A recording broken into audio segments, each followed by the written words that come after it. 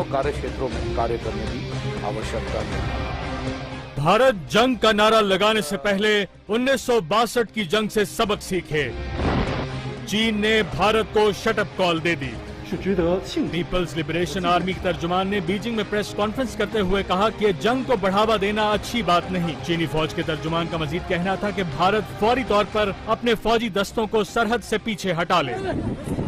सिक्किम का दौरा करने वाले भारतीय आर्मी चीफ ने कुछ अरसा कबल चीन और पाकिस्तान से बैक वक्त जंग करने का बयान दागा था। मुझे बड़ी बेखूबी से दोनों कार्य क्षेत्रों में कार्य करने की आवश्यकता होगी।